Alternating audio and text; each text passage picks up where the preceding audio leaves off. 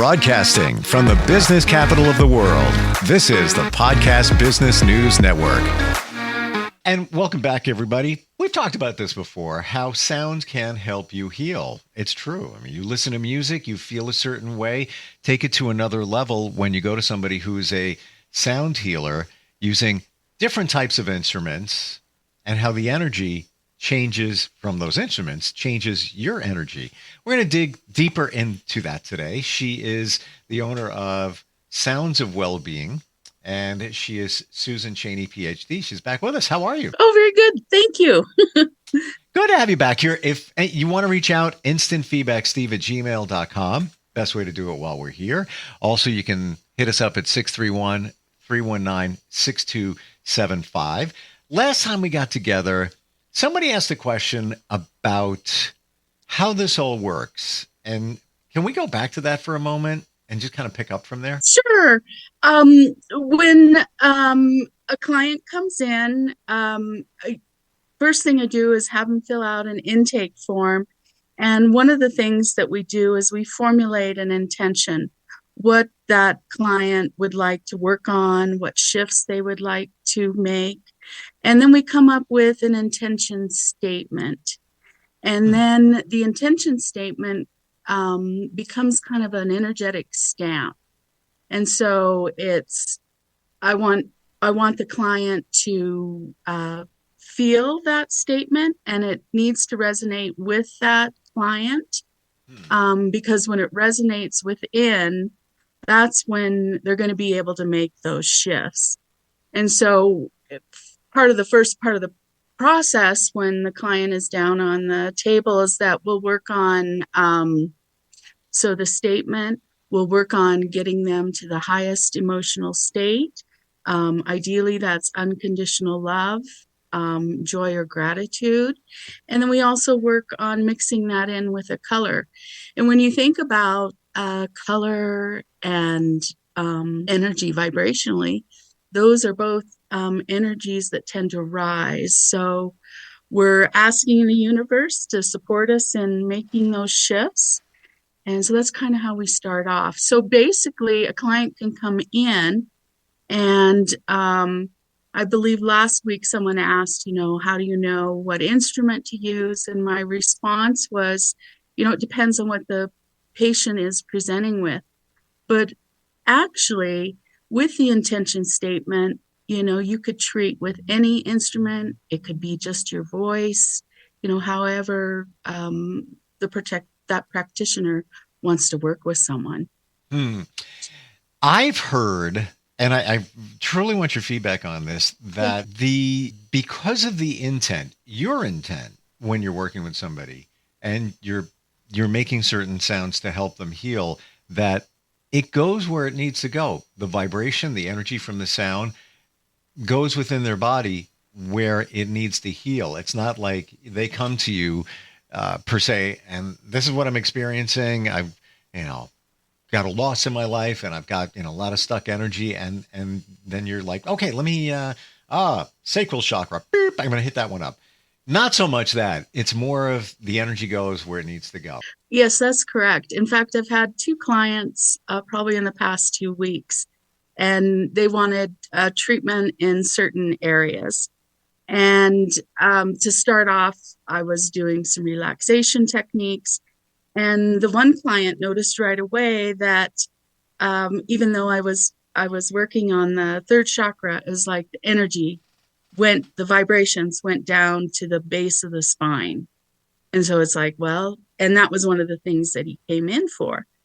And then I had another client the other day who came in, and it was her first time with a session, and she left feeling better.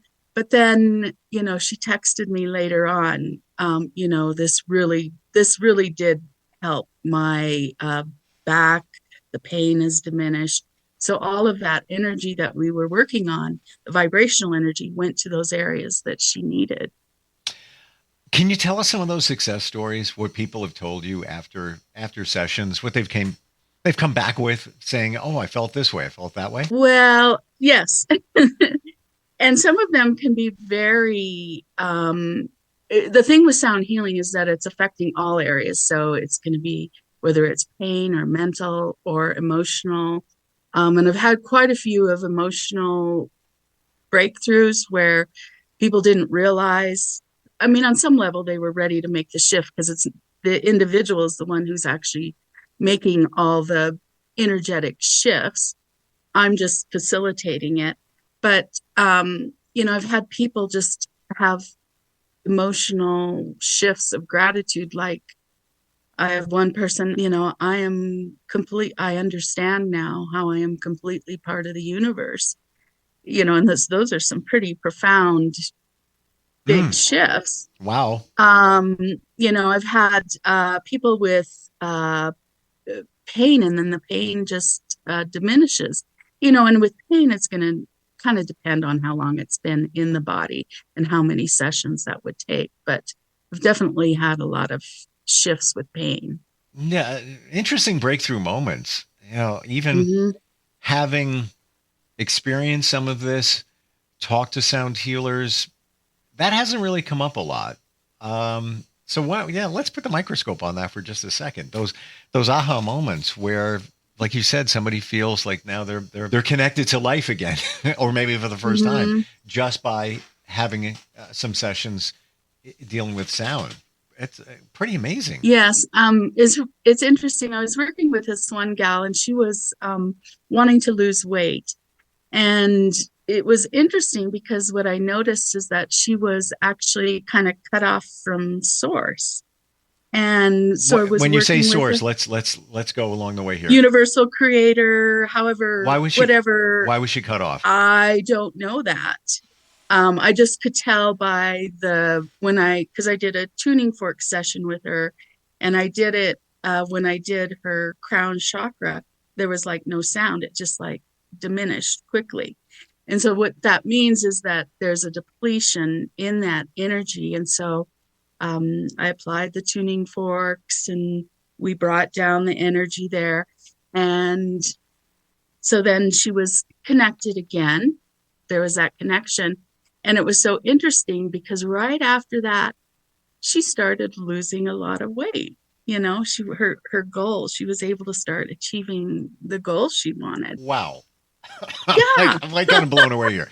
Um, how did that how did that work? Well, it was interesting because I didn't, that's not, I mean, she had said all along, I'm trying to lose weight. And she was on this, a pretty strict regimen, and everything else was going well, but she just felt like there was this plateau that she was not making any progress with.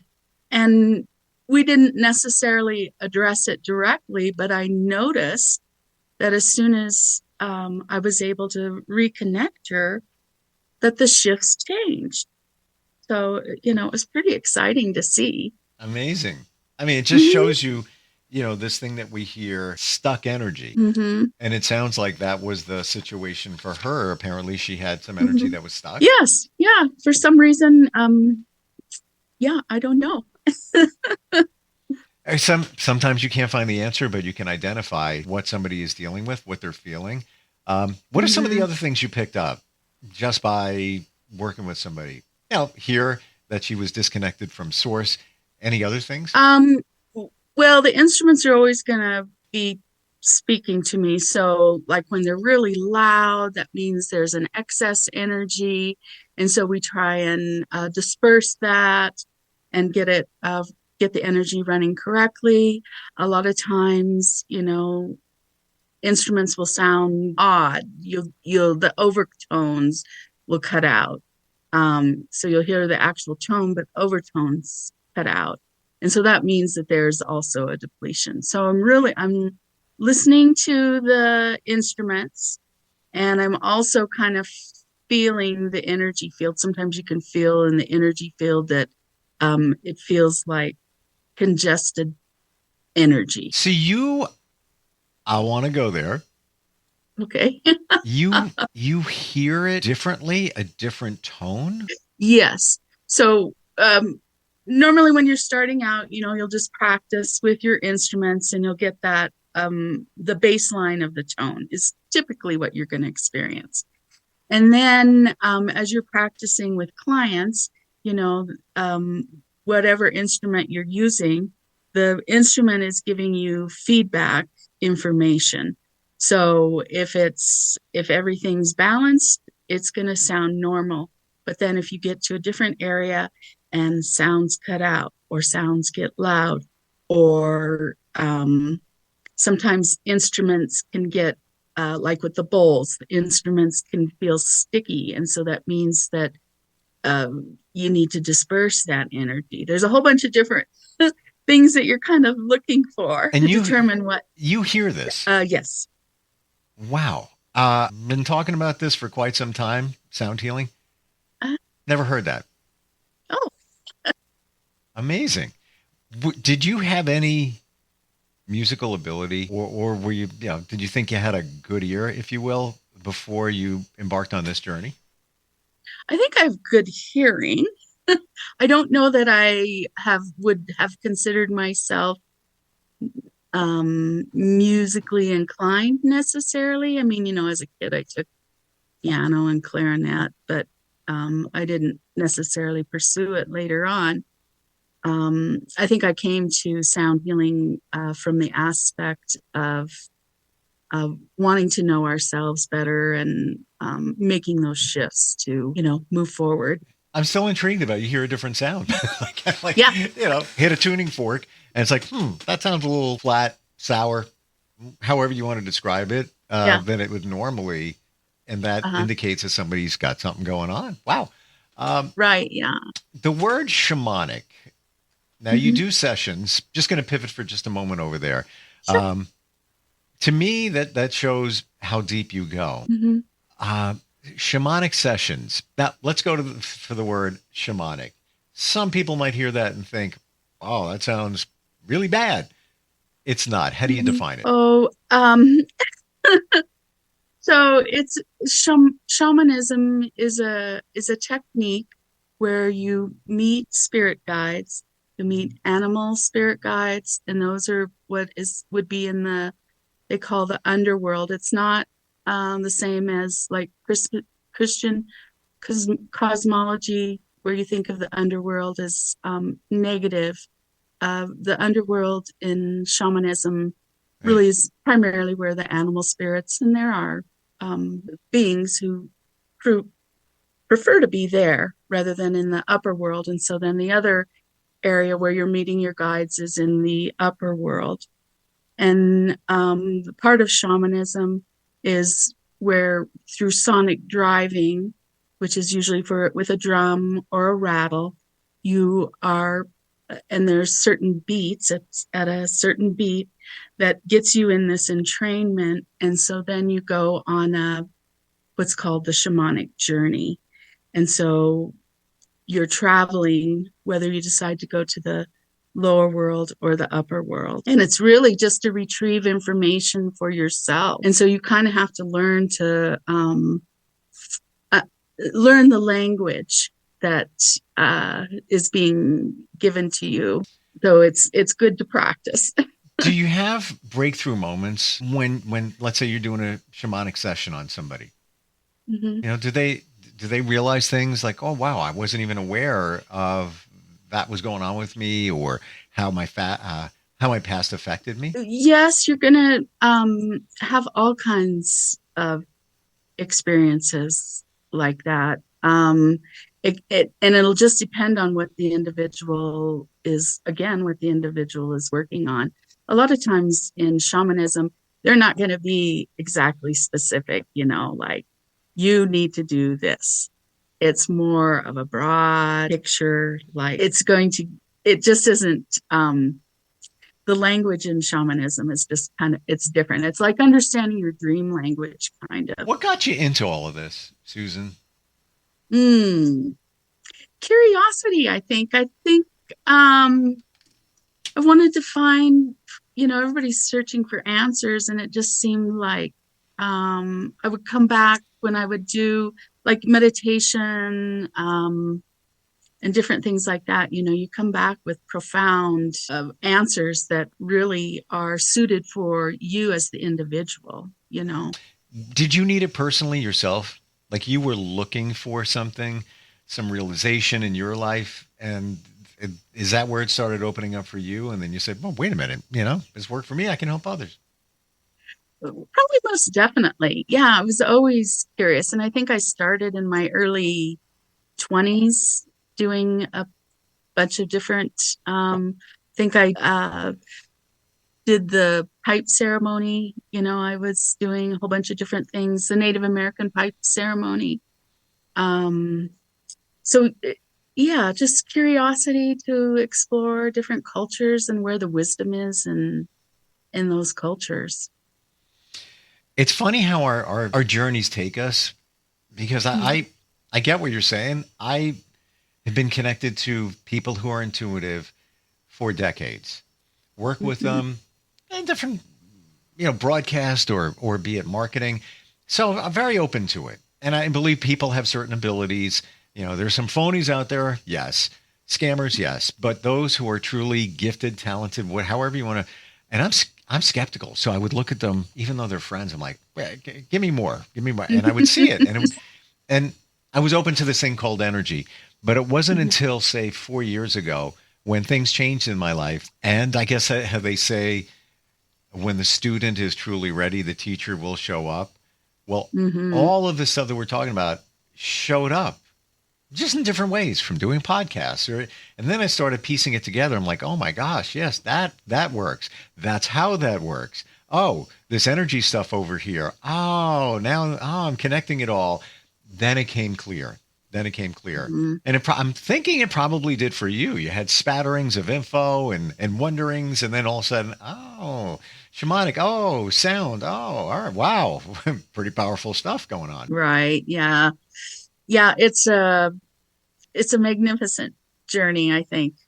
Just take for anyone, just go and take as much information as you can. And I think that what the thing that I appreciate are some of the, ancient cultures and the wisdom, what is the story behind all of that? There's a reason in 2024 we're still talking about this stuff, right? And the Hmm. sound healing is it's nothing new. Yeah, this goes Hmm. centuries. Oh, so far back. I'm intrigued how they figured it out by hitting a sound bowl back in the day, you know, hundreds and hundreds and hundreds and hundreds of years ago, how that made somebody feel better. And because they didn't have the science behind it, and then we have it now where we can uh, see vibrations and how they work, and this thing how energy works, and all of that. They didn't have that, and they still had it figured out back then. You ever think about that? Yes, I have a bunch of books of like mythology and different things like that. So it's like going back and actually kind of picking through it and trying to piece, what they were really trying to say. One of my favorite sayings is a Mayan saying, and they say that all that vibrates is in relation to the Creator God, Hunab-Ku. So that means that everything in creation is vibrating, you know? So it's like, and that was quite a while ago. How did they figure that out? Yeah.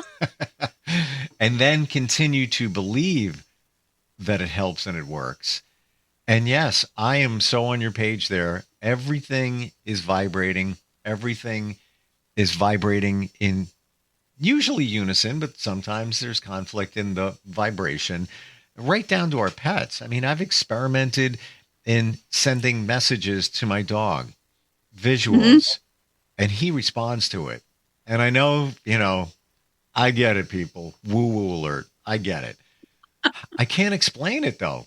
It works. And usually consistently, Hmm. that's a vibration, sending it to an animal. And nobody is more in tune with energy and vibration than animals, bar none. I believe so. And I think like our pets, it's amazing how in tune our pets are with us. They're like, and they've done studies like with dogs. Dogs are anticipating what's my next call? A What do I hundred, need to do? 100%. And when we talk about the energy, they don't have to worry about stuff. I mean, they're a great example of what we're talking about. They're not worrying about paying the rent, the mortgage, car payment. Typically, where my next meal is coming from, either their person is giving it to them, or if they're in the wild, they're confident. I'll figure it out, man. No problem. I got to get on that right now. They don't have the distractions we have, so they're hyper focused on all of this. There's no better receiver of energy, and I used to watch my dog come from the outside to the inside, and every single time he'd shake, just. Mm-hmm. Mm-hmm. And I'm like, oh, well, he's just, his fur is a little matted from the outside. But then I realized he's not doing that for that reason. He's shaking off the energy from the outdoors to transition to the indoors to get him ready to receive what's coming his way in terms of vibrations inside. Right. Why would he be doing that every single time, instinctively doing it? It wasn't that his fur was matted from the wind. At least that's my belief, and there's no other reason that comes clear for me. I don't know. What pets do you have? I have a couple of cats. Same. Yeah, they're always doing the downward dog.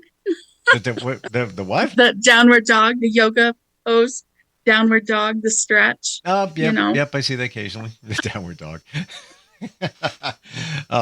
This can help so many people if we just open our mind to it. Now, you're Alamosa, Colorado. Do I have that right in that area? Yes, that is correct. Okay. And eventually you're going to do this virtually. We've talked about that. But for those in and around that area, they just come to you for sound healing. How do they reach out to you? It's probably easier just to email me, Susan@soundsofwellbeing.net. They are welcome to give me a call, 719-678-2225.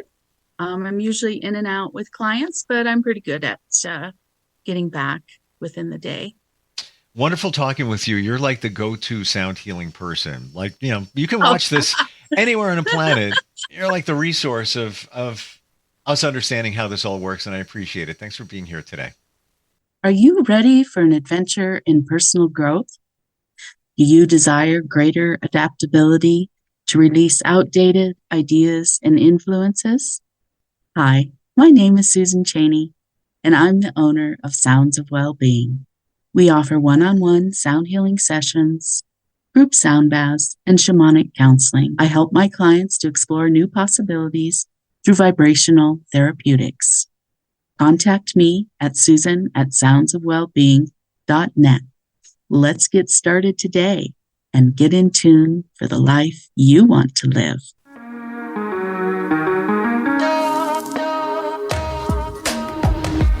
Broadcasting from the business capital of the world, this is the Podcast Business News Network. Adopt US Kids presents Multiple Choice Parenting. Your daughter just had her first breakup. Do you A, put yourself in her shoes? How could he do this to you? And for Sheila, she has split ends. B, console her. Oh, sweetie, this is going to happen a lot. 4, maybe 5 more times before you get married. C, take charge. Got to get this all straightened out. Give a little talking to, man to man, mano a mano. Hey, Steve! Is now a good time? No?